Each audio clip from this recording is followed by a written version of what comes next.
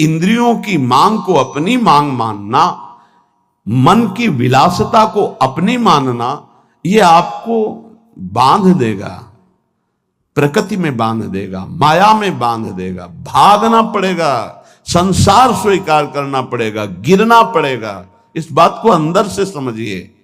आपको बहुत मजबूत रहना है। अभी तो माया ने कोई प्रश्न ही नहीं किया आपके सामने।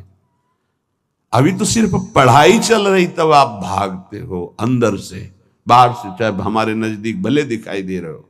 और जिस दिन प्रश्न आया तो आप ये समझ कितने नंबर आएंगे आपकी परीक्षा के। पहले ही आप मांग कर रहे हो जगत की, तो जब प्रश्न आएगा कि एक तरफ जगत का आकर्षण, एक तरफ प्रभु का आकर्षण, तो आप उत्तर क्या दे पाओगे? क्योंकि पहले ही जगत का आकर्षण है, इसी को तो मिटाना है। नहीं समझ पा रहे आप, इसी को मिटाना है आपको। जथा लाभ संतोष सदा काहू सो कछु न चाहूंगो, जैसे मेरे प्रभु रखे वैसे रहूंगा, कभी कोई चाह नहीं करूंगा। सच्ची मानिए, यदि आप सतमार्ग में चल रहे हैं तो कोई चाह नहीं रहे। जैसे आपसे पूछा जाए क्या आप पसंद करते हैं, नहीं बोलिए आप क्या पसंद करते हैं, किशोरी जी का नाम दे दीजिए हमें, इसमें रति हो जाए। नहीं, वैसे क्या पसंद करते हैं? किशोरी जी का धाम, दिव्य वृंदावन मेरे नेत्रों में झलकने लगे, दे दीजिए आप। इनकी शिवा आपकी हृदय की मांग आपको फंसा देगी। इस शब्दों को पकड़ लीजिए। सत्संग के शब्दों को आप नहीं पकड़ते। आपका मन जब विपरीत चिंतन करता है तो आप कीर्तन कीजिए, वाणी जी का उच्च स्वर से गायन कीजिए। एक बार जीत गए तो 1000 बार इसको पटक दोगे मन को, एक बार हार गए तो 1000 बार पटकी लगाएगा आपको। आप समझो, आप किसी विशेष कृपा से आप चल रहे हैं। अगर इस विशेष कृपा की अवहेलना करेंगे तो आपका परमार्थ रुक जाएगा। पूज्यपाद श्री उड़िया बाबा जी महाराज से स्वामी अखंडानंद जी महाराज प्रश्न करते हैं, बाबा यदि कोई हमारे गुरु और इष्ट की निंदा कर रहा है तो हमारा क्या कर्तव्य बनता है? यदि कोई हमारे गुरुदेव की इष्ट की निंदा करता है तो हमारा उस समय क्या कर्तव्य बनता है? उत्तर, उस उपासक को चाहिए कि उसके सामने जो इष्ट की निंदा या गुरुदेव की कर रहा है वहां से तत्काल हट जाना चाहिए। कभी भी दोबारा उसके पास नहीं बैठना चाहिए। नीति कहती है कि सहन नहीं करना चाहिए, लेकिन प्रीति कहती है कि उठ के चल देना चाहिए, लड़ाई झगड़ा नहीं करना चाहिए। बहुत ये व्यवहार की बहुत काम की बात है।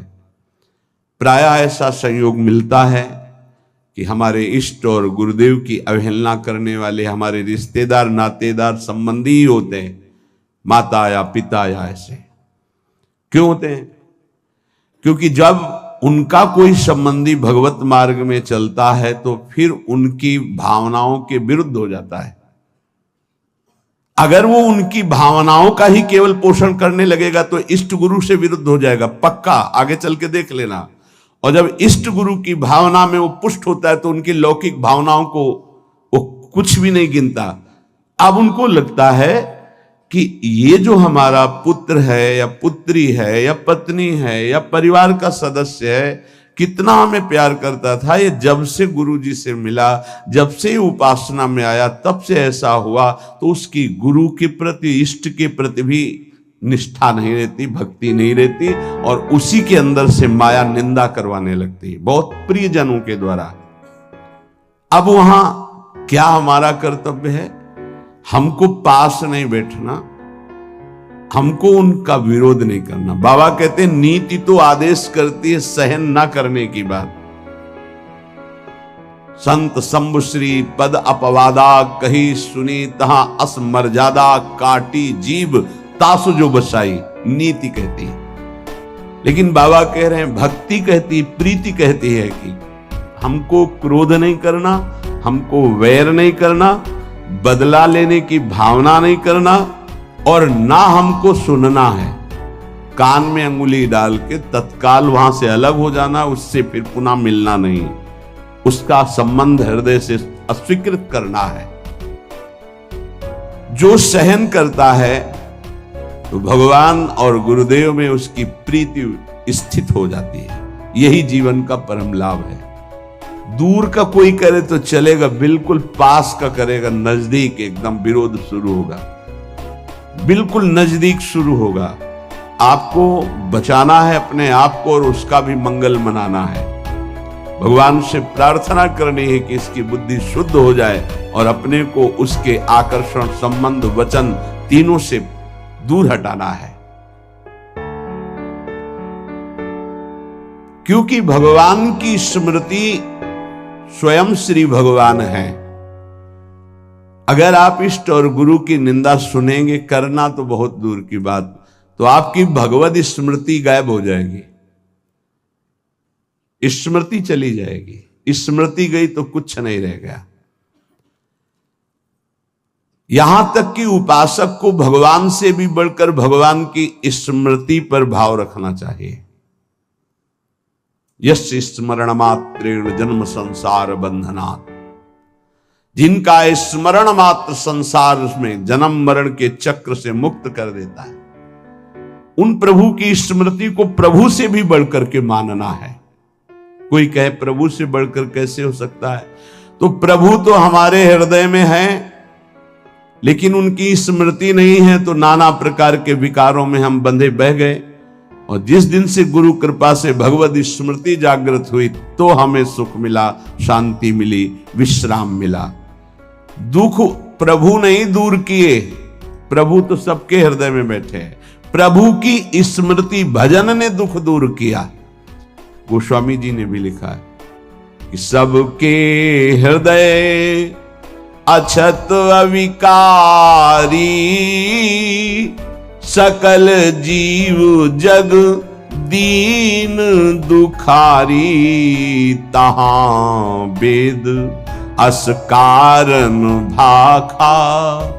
वहां वेद ऐसा कारण बता रहे कि भगवान तो सबके हृदय में अछत अविकारी सुख सिंधु विराजमान है, पर जीव सब दीन दुखी हो रहे हैं, विषयों के प्रति दीन और दुखी हो रहे हैं। उसका कारण क्या है? भजन नहीं है। भगवान के होते हुए दुख निवृत्त नहीं हुआ, लेकिन जे भी भजन प्रारंभ हुआ, भगवत स्मृति, वो दुख को जड़ से मिटा दिया। इसलिए भगवत स्मृति भगवान से भी बढ़कर, ऐसे भगवान की स्मृति देने वाले गुरुदेव और जिनकी स्मृति ऐसे हमारे आराध्य देव, अगर इनकी कोई निंदा करे तो मेरा प्रिय कैसे हो सकता है? माया जहां आप एकाग्रता करके प्रभु में लगने की कोशिश करेंगे तो विविध रूपों में आकर आपको आकर्षित करेगी। आप आकर्षित ना हो, आप विरोध से परास्त ना हो, आप अपनी भक्ति को पुष्ट रखें। जो जीव मेरा और तेरा, मैं और मोर, इसी को महत्व दे रहा है, वो भगवान से प्यार नहीं कर सकता। क्योंकि भगवान से प्यार करने के लिए इस मेरा और तेरा को, लौकिक शब्द को मिटाना पड़ेगा। मैं सिर्फ प्रियालाल का हूं, प्रियालाल मेरे, बस ये हृदय की स्थिति होनी चाहिए। देख लीजिए, प्रभु में ऐसी स्थिति, अनन्य चिंतन तभी हो सकता है जब हृदय में बात आ जाए कि मैं प्रभु का, प्रभु मेरे, बस सिर्फ प्रभु मेरे। प्रभु का वैभव रचा हुआ नहीं, प्रभु का जो भी है वो उससे मेरा संबंध नहीं, प्रभु से संबंध है। प्रभु का रचा हुआ तो अखिल ब्रह्मांडों में रजोगुणी लीला हो रही, तमोगुणी लीला हो रही, सतोगुणी लीला हो रही, नहीं, हमें प्रभु चाहिए, ये लीला नहीं, ये माया नहीं। जितनी भगवान की स्मृति में जन डूबते हैं, उतना ही आनंद का अनुभव होता है। पर जब हृदय में भोगों के प्रति राग होता है और जब वो नहीं मिलता तो क्रोध हो जाता है, चिड़चिड़ा स्वभाव हो जाता है, नाक में गुस्सा भर जाती है। ये उपासक सावधान इस वृत्ति से। नहीं, अगला इसका जो कदम है उसका नाम है भय। राग भोगों का, बराबर भोग तुम्हें मिलते रहे ऐसा सृष्टि में कभी किसी को नहीं होता। परिस्थिति बिगड़ती भी है, कभी ऐसी परिस्थिति आती है कि मनोनुकूल भोग नहीं मिलते, उस समय क्रोध, चिड़चिड़ा स्वभाव, नहीं शासन में लीजिए, नहीं अगला कदम जो है वो बड़ा भयावह है। राग से क्रोध और क्रोध से भयावह स्थिति। नित्यानंद रस की अनुभूति के लिए चलने वाला उपासक हृदय में भोगों का राग न रखे, नहीं तो क्रोध, चिड़चिड़ा स्वभाव हो जाना, कुछ अच्छा ना लगना, वो विध्वंसक भाव आगे भय उपस्थित कर देगा, आपकी चेष्टा भयावह होगी। भक्ति में मुख्य बात है भक्त कभी भी महापुरुषों के वचनों की अवहेलना न करे, अपराध न करे, इसका पूरा ध्यान रखे, नहीं तो बुद्धि भ्रष्ट हो जाएगी। ये मैं गूढ़ बात कहता हूं। जिन उपासक के अंदर भोगों का राग है, क्रोध है, भयावह कल्पनाएं हैं, वो आज्ञा का उल्लंघन करते हैं। अगर आज्ञा पर चलोगे तो कभी माया आपको परास्त नहीं कर पाएगी। साधन भक्ति, जब सिद्धा भक्ति में फिर निश्चिंतता आती है, निर्भयता आती है, निशोक आता है। साधन भक्ति में साधक को बहुत सावधान रहना है। ये 6 बातें साधन भक्ति में होंगी तभी सिद्ध स्वरूप जागृत हो जाएगा। पूज्य पादुड़िया बाबा जी, चिदानंद समुद्र भगवान की निश्चित प्राप्ति हो जाएगी, सिद्ध पुरुष हो जाएगा यदि ये 6 बातें रही। पहले, भारी से भारी आपके प्रति कोई अपराध कर दे तो उसे क्षमा करने की आपके अंदर वृत्ति होनी चाहिए। क्रोध करके उसको मानसिक संकल्प करके दंड देना, या शारीरिक दंड देना, या समुदाय से दंड दिलाना, किसी भी प्रकार का ऐसा भाव नहीं होना चाहिए। जैसे आप भजन करते हैं, आपके मन में संकल्प बना कि तुमने हमारा अपमान किया है, तुम्हें भगवान देख लेंगे, भोगोगे, तो यदि भजन बल है तो लागू हो जाएगा उस पर और वो कष्ट भोगेगा पक्का। लेकिन वो तो कष्ट भोगेगा शारीरिक, पर आप खाली हो गए और अब भजन की वो वृत्ति आएगी नहीं, क्योंकि आप सिद्धांत से गिर गए। या आप शारीरिक बलवान हैं, आपने उसको पीट दिया तो आपका भजन बल क्षीण हो जाएगा, आपका मार्ग अवरुद्ध हो जाएगा। या आपके बहुत अनुयायी हैं, उनसे पिटवा दिया। किसी भी तरह से दंड दिलवाना भक्ति को खो देना है, ये बात अच्छे से समझ लीजिए। तो पहला है क्षमा। किसी भी कारण से एक भारी से भारी अपराधी को भी क्रोध करके दंड देने की भावना ना होना। दूसरा है, कभी भी किसी भी वस्तु, व्यक्ति, स्थान पर महत्व रखकर अपने प्रभु को भूल जाना, ये बहुत सावधानी की जरूरत। तभी आप सिद्ध होंगे, परिपक्व अवस्था तभी आएगी। अव्यर्थ कालत्वम, समय व्यर्थ नष्ट कर देना। कब नष्ट होता है समय व्यर्थ? अनुकूल भोग मिल गया, उसमें राजी हो गए, भूल गए भगवान को। अनुकूल व्यक्ति मिल गया, उससे बात करना है, बहुत दिनों बाद मिले, बातचीत, हंसी मजाक, और कैसे हो, भूल गए भगवान को। वस्तु, व्यक्ति, स्थान, पदार्थ, पद, चाहा हुआ कुछ भी मिले, उसके मिलने में यदि आपका भजन छूट गया तो आपकी भक्ति बाधित हो जाएगी। ये सावधानी कहां है, किस साधक में? कोई बिरला यह ध्यान रखता है कि हमारे सामने अनुकूल वस्तु, व्यक्ति, पदार्थ, घटना, पद, ये अगर कोई भी आवे तो भी हमें अपने प्रभु का स्मरण नहीं छोड़ना, समय 1 मिनट व्यर्थ नहीं होने देना, सिद्ध बनने के लिए, भगवदाकार वृत्ति के लिए, भगवत साक्षात्कार के लिए।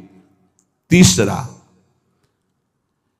जिन भोगों को निषेध किया गया है तुम्हारे आसपास सब हो, सुविधा हो भोगने की, तो भी तुम्हारे हृदय में भोग लालसा ना हो। अगर हो भी जाए तो भोगना नहीं।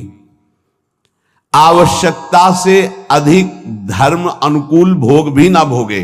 फिर धर्म के प्रतिकूल तो बात जाने दो, जितनी आवश्यकता है। ये बहुत सूक्ष्म विषय है। जैसे भोजन में मीठा बहुत प्रिय होता है, किसी को नमकीन बहुत प्रिय होता है। जहां अनुकूल भोजन आया, अधिक मात्रा में लिया, उस दिन नोट करना, भजन नहीं होगा। वो भजन जो स्वाभाविक होता था रोटी दाल में, वो नहीं होगा। आप देखना तो कितनी दुश्मन है वो वस्तु जो हमें प्रभु के स्मरण में शिथिलता दे दे। रुचि नहीं रह गई भजन की, फिर बातें होती हैं बैठ करके, प्रपंच की बातें, और या फिर बहुत खूब सो रहा है, सारी शक्ति पचने में लग जाती है। जब उदर में जरूरत है 500 ग्राम 400 ग्राम भोजन की, और आपने दबा करके उसमें 1.25 किलो भर दिया, अब इसके बाद पानी गया, अब वो सारी आपकी जीवनी शक्ति उसी में लग गई पचाने में, तो भजन के लिए आपके पास सामर्थ्य कहां रह गई। बार बार जमवाई लो, बार बार टहलो, बार बार लेटो, क्योंकि वो पच जाए ना, और वो कि बर्बाद ना हो। तुम ही हो भारत में सार्थक करने वाले, और तो जीव है ही नहीं भाई। और भी तो पशु पक्षी, तुम अपनी केवल हो, तुम उतना ही सेवन कीजिए, वो कोई और पालेगा, पशु पक्षी पालेंगे, कुछ चीज बर्बाद नहीं। आप छोड़ दीजिए, उसमें चींटियां लग जाएंगी, वो चींटी पालेंगी, बहुत से कीट पतंगे वो पालेंगे। आप ऐसा ना सोचे कि बर्बाद हो। तो उपासक को पदार्थ, वस्तु, व्यक्ति, हमें किसी व्यक्ति से इतना प्रेम नहीं कर लेना कि वो उसके मिलने पर प्रभु का विस्मरण हो जाए। ये बहुत सूक्ष्म बातें महापुरुषों के द्वारा शोध कर कही गई है। चौथा, सम्मान सबको बहुत प्रिय है, बहुत प्रिय है। सम्मान किसको अच्छा नहीं लगता? पशु पक्षी को भी अच्छा लगता है सम्मान। पुचकार कर, दुलार करो, प्यार करो, सम्मान दो। जो भगवत मार्ग में सिद्धावस्था को प्राप्त होना चाहता है, सम्मान को जहर की तरह देखे और नीच पुरुषों द्वारा किए हुए अपमान को अमृत के समान पान करके निराभिमानी बन जाए। चौथी बात है, देखो परमार्थ को तो समझना ही पड़ेगा। ये बहुत जहरीली बात है। सिद्धावस्था ऐसे प्राप्त नहीं हुई। पहला, तुम्हारा कोई किसी भी तरह से अपराध करे, तुम्हें क्षमा करना है। ना मानसिक, न शारीरिक, न वाचिक, न व्यवहारिक, किसी भी तरह का उसको दंड देने का विधान, यद्यपि सामर्थ्य है फिर भी नहीं। पहला। दूसरा, कभी भी किसी भी वस्तु, व्यक्ति, स्थान के आकर्षण में प्रभु को नहीं भूलना। यह तुम्हारे ऊपर शर्त है। तुम्हारे सामने कोई व्यक्ति आए, वस्तु आए, पदार्थ आवे, घटना आवे, प्रभु को नहीं भूलना। अंदर राधा राधा राधा, किशोरी जी से बढ़कर प्रिय कौन हो गया, जिससे अगर प्रभु को भूल जाते हैं तो वो बड़ा हो गया, प्रभु छोटे हो गए। वो पदार्थ बड़ा हो गया, वो संपत्ति बड़ी हो गई, वो व्यक्ति बड़ा हो गया, वो घटना बड़ी हो गई जिसने प्रभु को भुलवा दिया। नहीं। तीसरा, विविध प्रकार की भोग सामग्री आसपास फ्री भोगने के लिए हो, फिर भी नहीं भोगना, क्योंकि हमें भगवत साक्षात्कार करना है। अनुकूल धर्मयुक्त भोग भी उतना भोगना है जिससे हमारा भजन चले, जैसे खान पान, विश्रामात उचित। सम्मान सबको प्रिय होता है, अपमान सबको दुखद होता है। भक्त को अपमान अमृत के समान लगता है, सम्मान विष के समान लगता है, उल्टा, वो निराभिमानी होता है। पांचवा, इष्ट देव के चिंतन में व्यभिचार नहीं होना चाहिए। व्यभिचार ये परिपक्व भगवत साक्षात्कार की बात है, साधारण साधक की, प्रारंभिक साधक की बात नहीं है। 4 बार शिव जप लिया, 5 बार अमुक जप लिया, फिर जप लिया, ये जप लिया, वो जप लिया, नहीं। केवल अपने इष्ट देव में ही, अगर शिव है तो शिव संबंधी, राम तो राम संबंधी। अब ये सिद्धावस्था की तरफ जा रहा है साधक। यहां खिचड़ी नहीं होगी, यहां सीधे एक वृत्ति केवल अपने इष्ट देव की, उन्हीं का स्वरूप, उन्हीं का सेवा, उन्हीं का नाम जप, उन्हीं के गुण कीर्तन, उन्हीं के प्रेमियों से मिलना, इष्ट मिले और मन मिले, तभी परिपक्व सिद्धावस्था को प्राप्त होंगे। छठवां, सदगुरु की शरण में रहकर उनके बताए हुए मार्ग से चलना। सिद्धावस्था ये बहुत कठिन है, बहुत कठिन है। सदगुरु की आज्ञा में जो जीवन दे दे बहुत कठिन है। कल एक उपासक कह रहे थे कि हम बहुत प्रयास करते हैं, वर्षों हो गए करते हैं, लेकिन अभी यही निश्चय नहीं कर पाए कि मुझे जाना कहाँ है, जपूं क्या, निरंतर क्या करूं। गुरुदेव का वर्ण किया? बोले नहीं, तो पूरा जीवन व्यतीत हो जाएगा, निर्णय थोड़ी कर पाओगे। ये निर्णय तो गुरुदेव के द्वारा होता है। जो गुरुदेव ने नाम दिया, जो साधन बताया, आजीवन उसी में। गुरु प्रदत्त इष्ट के विग्रह में, छवि में, नाम सेवा में सर्वस्व विराजमान है, भाव समझ लीजिए। गुरु प्रदत्त नाम मंत्र में, गुरु प्रदत्त साधना वो सिद्ध होने के लिए बहुत आवश्यक है, और उसी में स्थिति होने से सिद्धावस्था प्राप्त होती है। बहुत ये सूक्ष्म विषय सब नहीं समझ पाएंगे। भगवान विविध रूपों में विविध भाव वाले भक्तों को सुख दिया है। जब कृपा होती तो विविध रूप सब आते हैं।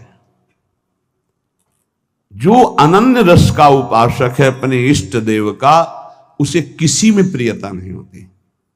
तो इसका मतलब अभी ज्ञान नहीं हुआ? नहीं नहीं, ये ज्ञान के ऊपर की बात है, ज्ञान के ऊपर की बात है। ये ज्ञान तो बहुत पहले गोस्वामी जी को हो गया था, सिय राम में सब जग जानी। फिर कह रहे बने तो रघुबर ते बने, बिगड़े तो भरपूर, तुलसी और अंते बने, ता बनी बेपेद। सदगुरु की शरण में साधना करने वाले उपासक की एक पहचान होती है। गुरु प्रदत्त इष्ट नाम उपासना के सिवा और कुछ अच्छे नहीं लगेगा। कोई सिद्धांत वर्णन उसके पकड़ में नहीं आएगा, उसको सब माया नजर आएगी। कोई भी भगवान रूप रख करके आवे, उसको प्रियता नहीं होगी। उसको प्रियता उसी में होगी जो गुरुदेव भगवान ने इष्ट दिए हैं। ये खास बात उस गुरु प्रदत्त साधन करने वाले महामहिम साधक में होती, ये सब में नहीं होती। बड़े से बड़े भगवत स्वरूप की रुचि नहीं रहेगी, उसकी रुचि नहीं रहेगी। अपने इष्ट का नाम, इस पे उसके प्राण न्यौछावर होते हैं। यही परिपक्व अवस्था में जाएगा उपासक। प्रभु के विविध रूप हैं, विविध छवियां हैं, विविध उनकी शोभा है, विविध नाम है। ये तब होता प्रारंभ में, विविधता में। लेकिन जब परिपक्व अवस्था की तरफ, तो गुरु प्रदत्त साधन और साध्य पर दृढ़ निश्चय, अपना कोई भाव। आजकल गुरु बनाने के लिए जब आते हैं तो पूरा रजिस्टर भरा होता है, कोरा कागज बनकर गुरु जी के पास जाया जाता है। अब लिखो इस पे, जो लिख दोगे आजीवन इसी पे लिखा रहेगा। लेकिन यहां इतना लिखने का अवसर ही नहीं, शिष्य बन रहे और पूरा रजिस्टर भरा हुआ है। हम तो ये करते हैं, हम तो ये करते हैं, हम वही ऐसे, हमारा ये सिद्धांत, हमारे ना कोई आग्रह ना कोई भाव, ये रखा है हृदय हमारा, जो आप चाहो इस पे डाल दो, वही जीवन भर ऐसे शिष्य बना जाता है। सब अपनी भावनाएं हटाकर गुरुदेव के चरणों में। अब आप जो, ये नया जन्म हमारा है गुरु दीक्षा का, आप जो आज्ञा करेंगे वैसे ही हम चलेंगे। एक अबोध बच्चे की तरह गुरुदेव के चरणों में समर्पण, अबोध बच्चे की, मुझे कुछ पता नहीं, जैसा आप कहें वैसा मैं चलूं।